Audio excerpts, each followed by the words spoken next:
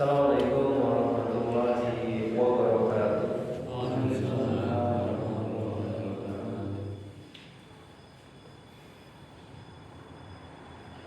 Innal hamdalillah nahmaduhu wa nasta'inuhu wa nastaghfiruh wa na'udzu billahi min shururi anfusina wa min sayyiati a'malina may yahdihillahu fala mudilla lahu wa may yudlilhu fala hadiya lahu. Asyhadu an la ilaha illallah wahdahu la syarika lahu wa asyhadu anna Muhammadan abduhu wa rasuluh la nabiyya wa la rasula ba'dah.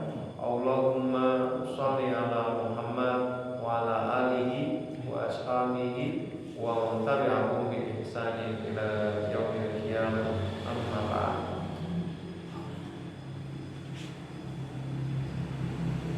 Ikhwan fillah, assalamualaikum. Alhamdulillah, pada kesempatan di malam hari yang berbahagia ini kita kembali diberikan kesempatan untuk bisa berkumpul bersama di masjid yang mulia ini untuk melazimi kajian rutin kita setiap malam Selasa pada Isya. Kita akan bahas pada kesempatan kali ini terkait dengan tata cara ibadah sholat kita agar kita bisa memperbaiki kualitas sholat kita, agar kita bisa memperbagus ibadah yang setiap hari kita kerjakan, setiap hari kita laksanakan minimal 5 waktu. Harapannya semakin kita bertambah berilmu, maka kita bisa beribadah kepada Allah Subhanahu wa Ta'ala itu dengan lebih baik. Kemarin kita sudah bahas terkait dengan masalah rukuk dan i'tidal, kita masuk pada kesempatan di malam hari ini bab tentang sujud. Kalau sujud ya kita semua sudah tahu posisi sujud itu seperti apa. Inilah bentuk latihan tawadhu yang paling baik untuk manusia, karena pada dasarnya manusia itu memiliki kecenderungan untuk sok, merasa pintar, merasa hebat, merasa lebih, merasa ada bibit hal semacam itu, ada kecenderungan. Kenapa? Itu yang ingin diwariskan oleh iblis untuk manusia, agar manusia itu ikut dengan dia masuk neraka. Maka ada kecenderungan itu sehingga Allah latih kita untuk bisa tawadhu dengan ibadah sholat yang di dalam ada gerakan sujud. Kenapa ini bisa melatih kita untuk tawadhu? Bayangkan kita di dalam sujud itu rela menempelkan kening kita, jidat kita, wajah kita ke lantai.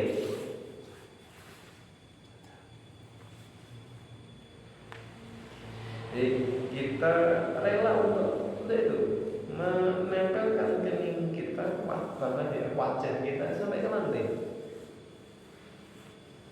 Kira-kira jenengan mau enggak melakukan hal itu ketika di luar sholat?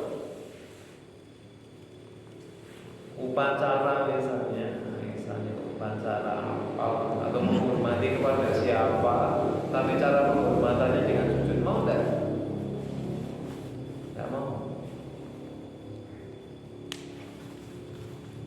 Tapi ketika pas sholat enggak mau, gerakannya itu ada gerakan kita tempelkan wajah kita ke lantai dengan sukarela.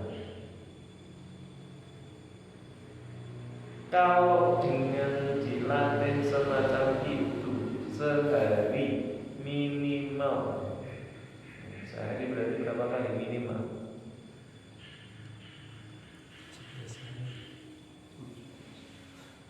17 kali 2 30 34. Kan satu rakaat kan 2 kali sujud. gitu. Satu rakaat 2 kali sujud. Berarti kalau minimal sholat wajib itu 17 rakaat, berarti minimal 34 kali dalam sehari semalam kita tempelkan wajah kita ke lantai. Bahkan kalau sholat jamaah yang kayak gitu, kadang-kadang kita tempelkan wajah kita itu di belakang kaki. Iya kan? Di belakang telapak kaki orang-orang yang berada di soft depan kita. Kalau hal itu belum mampu membuat hati kita menjadi lebih tawadhu, berarti ada masalah dengan sholat kita, gitu loh. Kalau orang sholat kok masih ada yang sombong, berarti masalah sholatnya. Jadi sholatmu piye gitu ya. Mau sholat, sikapmu merasa hebat, sholatmu neng ndi? Masjid bukan itu maksudnya gitu. Efek atau bekas dari sholat kalian itu di mana? Mau sholat kok orang bekasnya babar belas ya. Sekarang kita akan bahas sedikit tentang cara sujud dan juga pola dari sujud. Ketika seseorang ini hendak sujud dari posisi i'tidal turun sujud, ini juga nanti ada perbedaan pendapat. Tidak usah kita bahas secara umum nanti supaya kita tidak rebutan benar.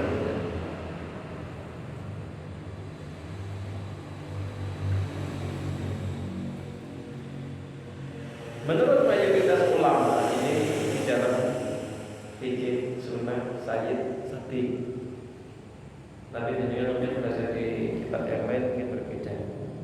Tapi di sini dijelaskan menurut mayoritas ulama, seorang yang sedang melaksanakan sholat disunahkan untuk meletakkan kedua lututnya sebelum meletakkan kedua tangannya di tempat sujud.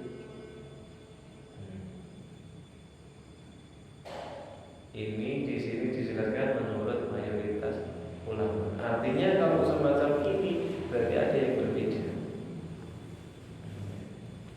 Pendapat ini disampaikan oleh Ibnu Munzir dari Umar, dari juga An-Nafa'i, Muslim bin Yasar, Sufyan As-Sawri, Ahmad, Ishaq dan para penganut mazhab Ra'i. Ibnu Munzir berkata, aku berpendapat sama dengan pendapat mereka. Kemudian Abu Thayyib juga menyampaikan pendapat itu dari mayoritas fuqaha. Ibnu Qayyim berkata, Rasulullah SAW meletakkan kedua lututnya terlebih dahulu sebelum meletakkan kedua tangannya di atas tempat sujud. Kemudian beliau meletakkan kedua tangannya, lalu beliau meletakkan kening dan hidungnya. Inilah riwayat yang benar yang diriwayatkan oleh Syarih dari Asim bin Qulaib dari ayahnya yaitu Qulaib, bahwa Wa'il bin Hujr berkata, aku melihat Rasulullah SAW apabila beliau melaksanakan sujud, beliau meletakkan kedua lututnya lutut dahulu sebelum meletakkan kedua tangannya. Apabila beliau bangkit dari sujud, beliau mengangkat kedua tangannya terlebih dahulu sebelum mengangkat kedua lututnya. Dalam hal sujud ini tidak ada riwayat lain yang bertentangan dengan riwayat tersebut. Ini penjelasan atau perkataan dari Ibnu Qayyim. Jadi kalau menurut Ibnu Qayyim melalui riwayat namanya itu berdasarkan riwayat dari Wa'il bin Hajar, maka Rasulullah itu kalau sholat ketika hendak sujud, maka yang diletakkan di lantai di tanah itu lutut dahulu sebelum kedua tangannya. Kemudian Malik Al-Auzani dan Ibnu Hazm berpendapat bahwa bagi orang yang melaksanakan sholat disunahkan meletakkan kedua tangannya terlebih dahulu sebelum meletakkan kedua lututnya. Pendapat ini juga merupakan pendapat yang diriwayatkan dari Ahmad. Al-Auzani berkata, aku menemukan mereka kaum muslimin meletakkan kedua tangannya sebelum meletakkan kedua lututnya. Ibnu Abi Dawud berkata ini adalah pendapat ulama hadis. Nah terus yang benar ini, silahkan pilih. Anda akan menjelaskan ini yang kuat ini. Terus pokoknya ada dua pendapat, silahkan dipilih.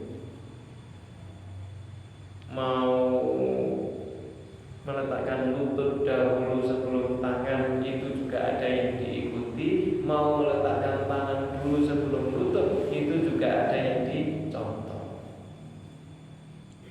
Enak atau tidak itu? Masih benar geger. Lutut dulu. Sama-sama pasti itu sholat.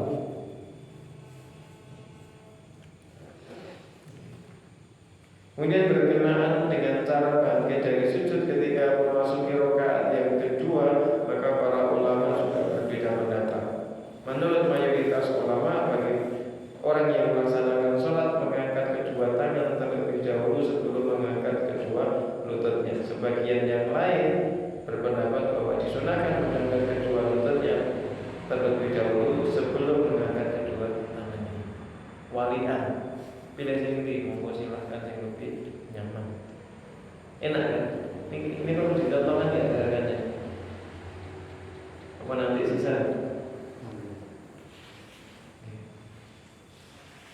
Kemudian cara pelaksanaan sujud, apa saja atau hal-hal apa yang mungkin perlu diperhatikan ketika sujud?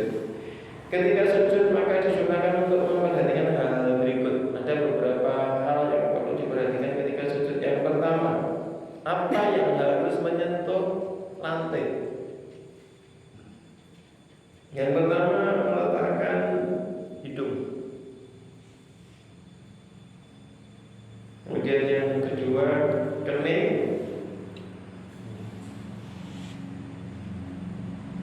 Kemudian kedua tangannya, maksudnya telapak tangan di tempat sujud dengan menjauhkan kedua tangannya dari kedua lambungnya. Jadi bukan nempel di lambung, jauhkan.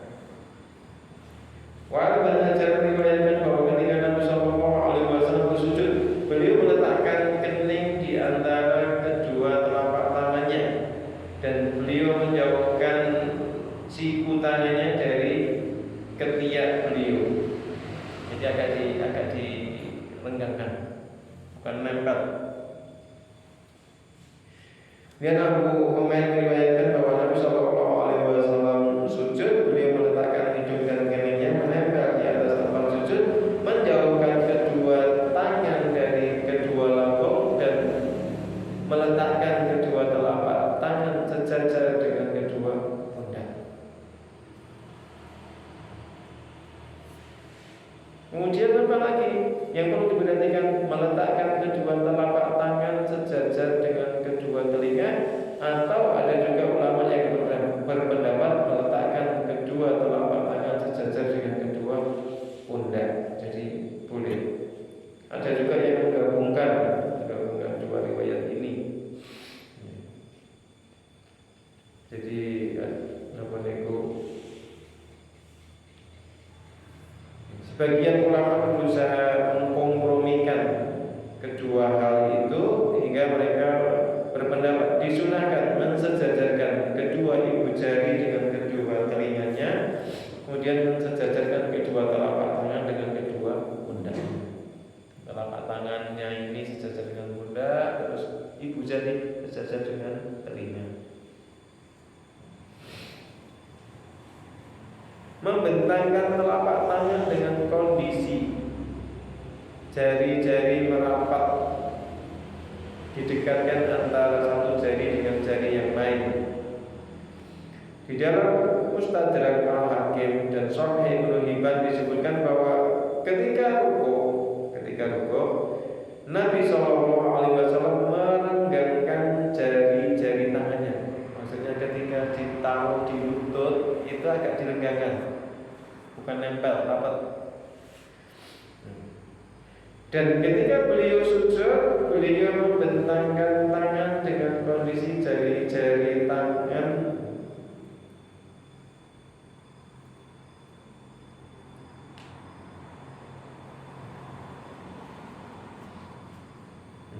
jadi ketika sujud beliau membentangkan tangan dengan kondisi jari-jari tangannya rapat. Kalau sujud itu tangannya pas nempel ke lantai itu rapat. Kalau pas rukuk agak renggang.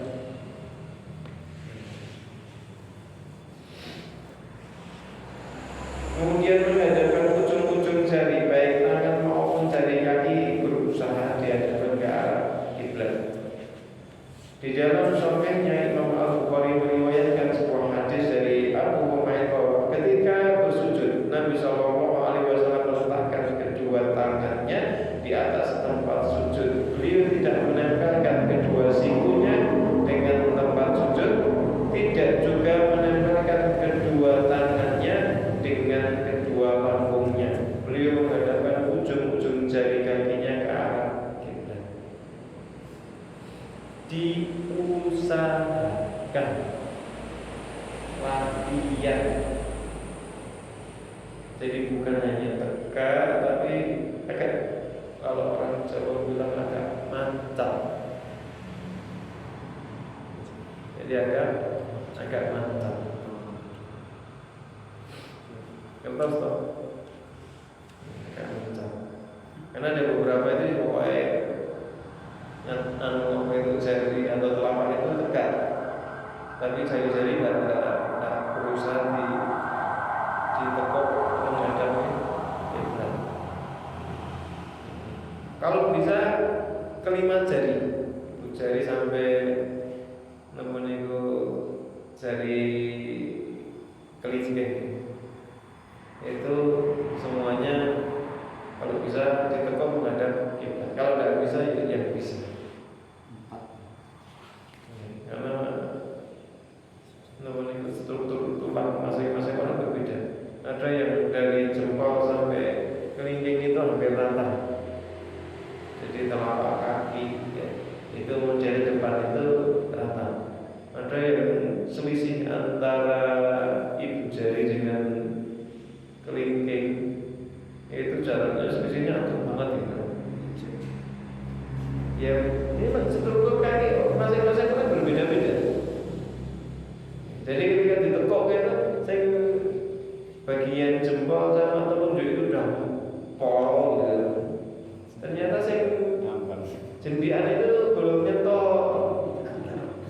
lantai gitu. Ada juga yang semacam itu. Tidak perlu protes sama Allah diurasi itu tidak perlu. Itu bisa dibadake dan gampang lah sujud. Kita praktekkan dulu ya. Kita praktekkan ya.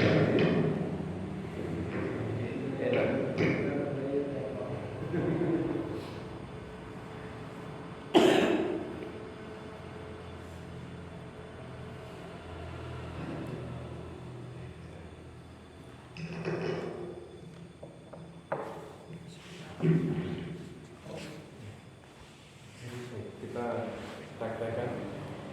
Gimana ya? Saya ngadep sana atau sini? Anggap saja berarti sana ya. Atau itu nih yang kira-kira ketok. Sudah terbatas. Ada juga. Ini yang versi mana dulu? Pertama. Yang lutut dulu. Jangan dulu atau lutut dulu? Lutut dulu. Turun aja. Ini kalau sama. Ini lah. Ini ya. Kan posisi E3. Kita ada yang lepas, ada yang balik selangkap. Terus turun.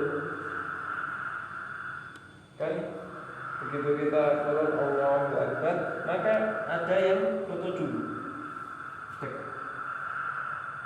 baru tangan dikira-kira. Ini nanti rapat. Kalau bisa ini nempel ya, kata bukan gini, katakan kayak gini, ada yang gini, jadi nempel. Terus ini posisinya nanti rukuk, nancap. Nanti dikira-kira sejajar ini sejajar dengan pundak.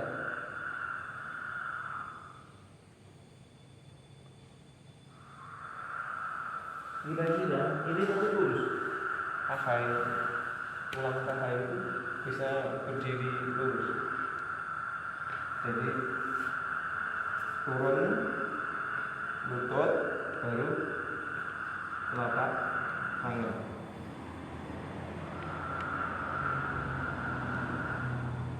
Hijat sama hidung nempel.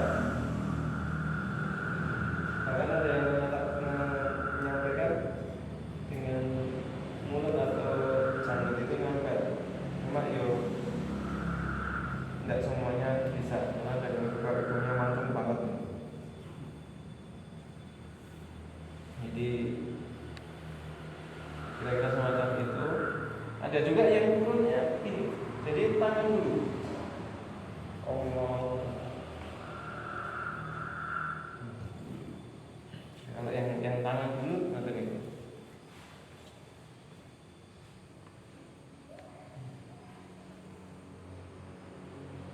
Oh, kira-kira jangan tinggal yang mana. Terus yang perlu diperhatikan posisinya. Ini tidak ditempelkan di lantai. Siku ini tidak nempel di lantai dan juga tidak nempel di badan.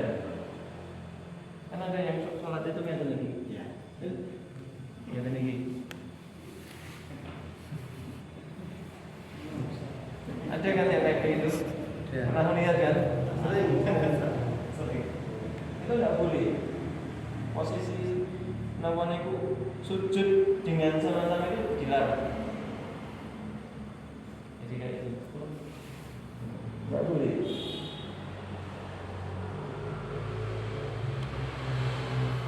Atau ini yang tadi tidak apa itu menjauhkan dari lambung itu maksudnya siku ini tuh. Yang nempel lambung. Tidak boleh. Jadi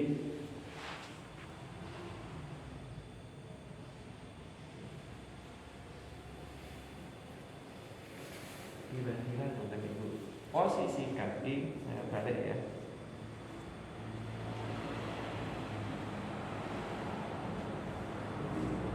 Kalau bisa diusahakan untuk sempurna. Terus ini diusahakan kaki kanan kiri itu kalau pas posisi sujud dapat.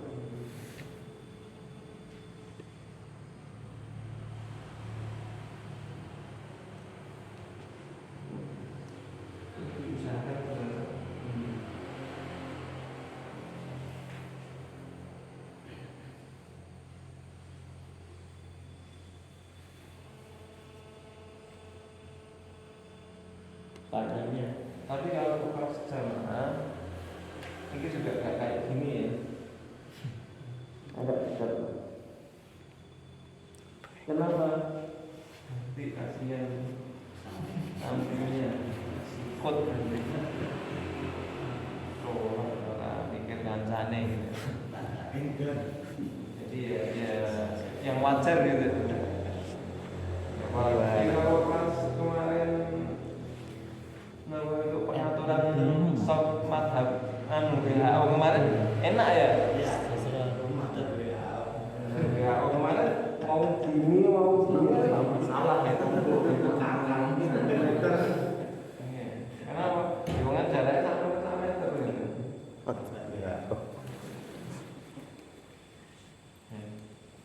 Ini tadi beberapa posisi nomor itu sujud yang perlu diperhatikan. Saya sering melihat, ada yang sering salah atau mungkin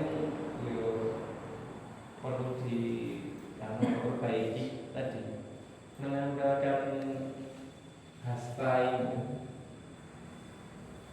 ini kan penting. Atau kadang-kadang sambung. Iya sesama. Saya sering sekali melihat yang sholatnya rukuknya itu kayak gini. Atau ada juga kayak gini. Ada juga yang kayak gini. Jadi posisinya secara umum disuruh menjauhkan dari lambung. Bukan kayak gini. Dijauhkan itu maksudnya juga tidak harus mengkar, tapi akan tidak merapat.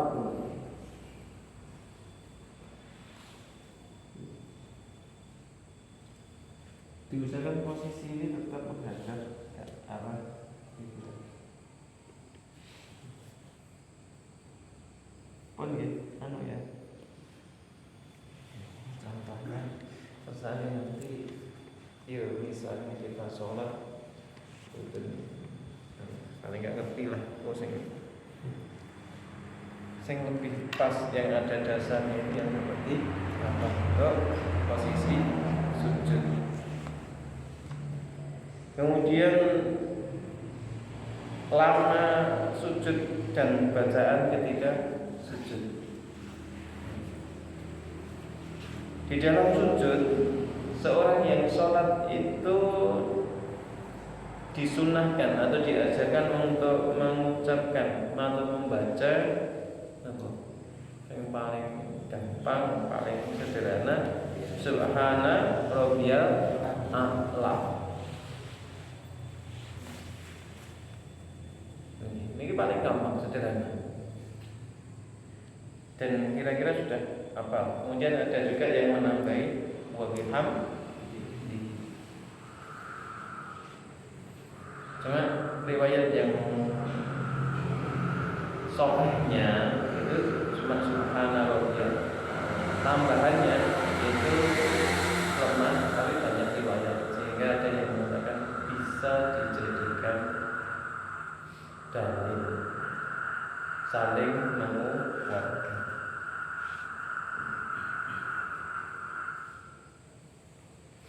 Subhana rabbiyal a'la, maha suci Rabbku yang maha tinggi. Balik ke tadi, kita sudah berusaha secara zahir itu meletakkan kening kita, meletakkan wajah kita di lantai. Kemudian kita pun yang istilahnya yang kita ucapkan pun, doa yang kita baca pun apa? Maha suci Allah, maha suci Rabbku yang maha tinggi. Mengakui kesucian Allah, kemudian mengakui ketinggian Allah.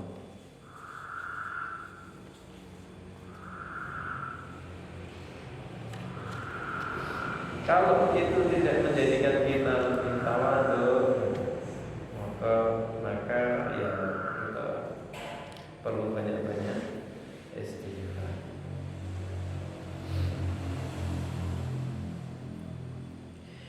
Kemudian berapa kali kita membaca tasbih atau membaca subhanallah di dalam sujud kita?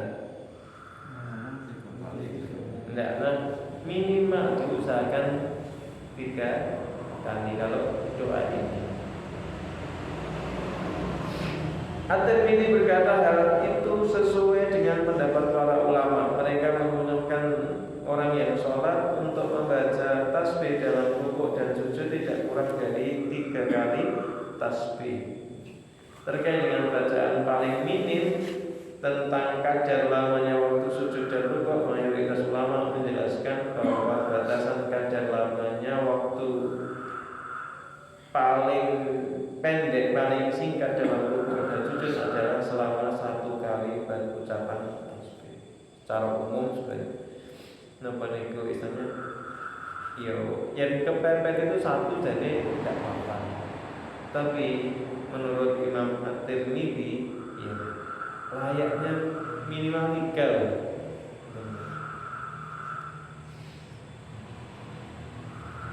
Tapi menyesuaikan, karena sholat jamaah itu juga menyesuaikan imam.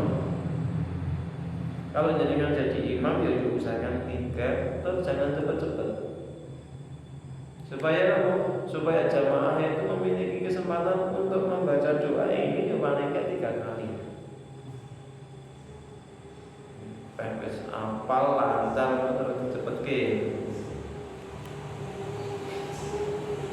Lebih bagus lagi juga dipahami. Sing diwaca iki apa artinya apa?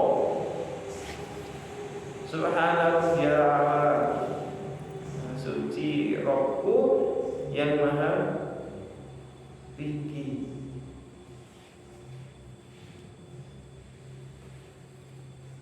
Kita menghayati itu, kita mensucikan Allah, kita mengagungkan Allah, mengakui ketinggian Allah. Otomatis kita ini sudah menyadari bahwa kita ini kecil-kecil, lemah, tidak ada apa-apanya, tidak ada nilainya ketika dibandingkan dengan zat Allah. Maka tidak layak bagi kita untuk sombong, dan sudah seharusnya kita ini selalu bersikap tawadhu. Kemudian di atas juga telah dijelaskan bahwa tumakninah, dahulu kita sudah bahas tentang tumakninah, yaitu tenang dan sempurna dalam setiap gerakan sholat, merupakan salah satu fardu sholat. Lama tumakninah adalah seukuran 1 kali ucapan tasbih. Jadi lamanya tumakninah, orang itu dikatakan tumakninah ya minimal dalam 1 gerakan sholat itu posisi diamnya itu cukup untuk membaca 1 kali tasbih. Kita rukuk misalnya, rukuk yang tumakninah itu begitu dia turun rukuk, gerak, mandek, baca minimal 1 kali tasbih baru dia bangkit. Itu jenenge tumakninah. Tapi kalau baca 1 kali tasbih saja ora cukup, kok wis gerak berarti belum tumakninah. Jadi memang ada mandeki, bukan terus langsung gitu. Allahu Akbar, itu maca wis balik lagi sami Allahu liman hamidah, itu maca langsung turun lagi Allahu Akbar, Allahu Akbar, Allahu. Sholat apa banjir, orang yang lereni. Lu biswe lu nganggo transit lu padahal jalan tol kan ya. Wadah itu biasanya kan hutan itu ada rest area. Sholat kok belandangan.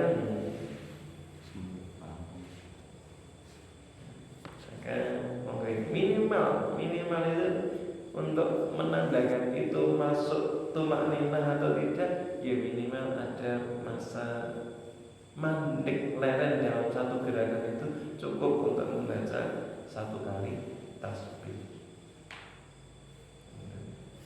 Yang itu tidak, ya berarti nanti berkoyak ayam matok. Tidak ada lagi.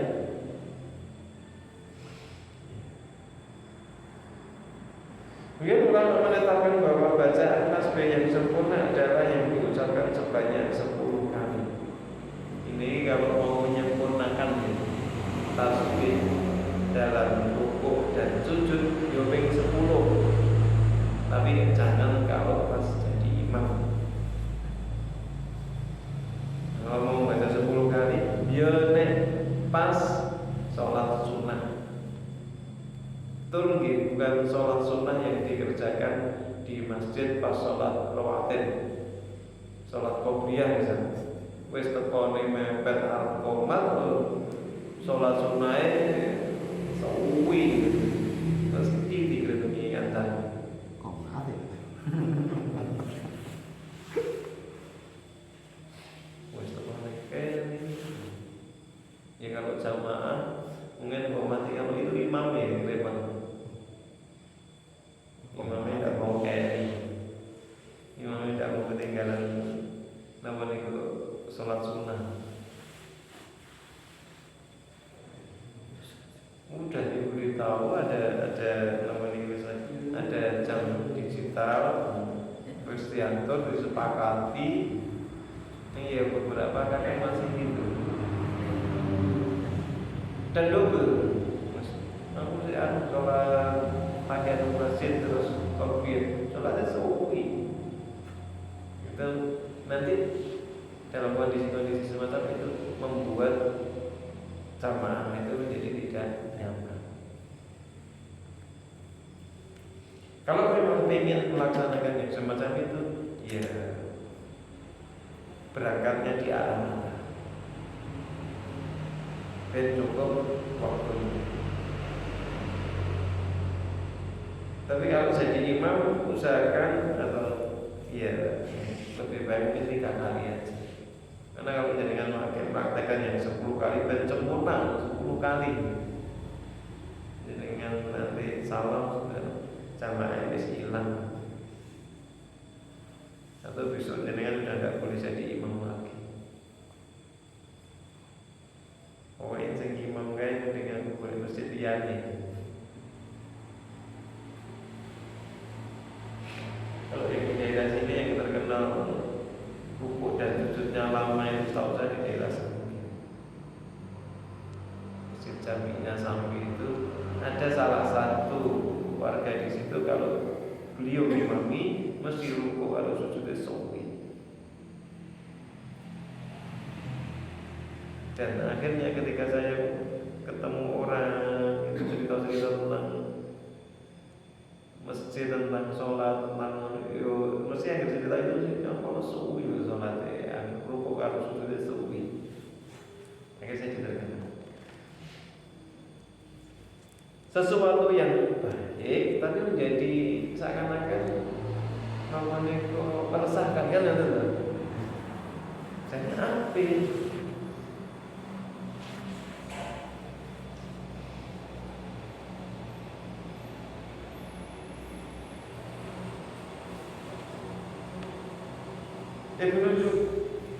Ibnu Jubair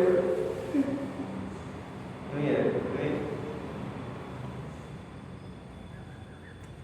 pernah menjelaskan. Anas berkata, aku tidak pernah menemukan seorang yang sholatnya sama dengan sholat Rasulullah SAW selain pemuda ini. Maksudnya Umar bin Abdul Aziz, salah satu khalifah yang sangat adil, cucu dari Umar bin Khattab. Masa kepemimpinannya tidak lama, tapi di masa kepemimpinan yang singkat itu bisa membawa keberkahan bagi rakyat. Bahkan kebijakannya, semua harta keluarganya yang dulu diambil secara zalim oleh pendahulunya, oleh nomonego istilahnya penguasa sebelumnya, harus dikembalikan ke Baitul Mal dengan sukarela atau terpaksa. Kalau tidak mau mengembalikan dengan sukarela, maka akan diambil paksa oleh Umar bin Abdul Aziz. Luar biasa kan? Kalau ada pemimpin yang semacam itu silakan didukung. Adil kayak gitu. Gak usah ngarep-ngarep itu uang saku, gak usah ngarep-ngarep itu kaos. Pokoknya ada pemimpin yang kayak gitu siap dukung, siap jadi tim sukses gratis. Ini yang kayak gitu. Karena yang berbodoh-bodoh tukang minggu ya seperti ramen-ramen. Rasa datangkan tadi 2024. Sejak sekarang siap. Nih tuh ya minimal adil. Amanah. Itu yang mungkin perlu diperhatikan. Lihat, beliau menyampaikan, kami menghitung lama rukuk dan sujudnya sekitar 10 kali bacaan tasbih.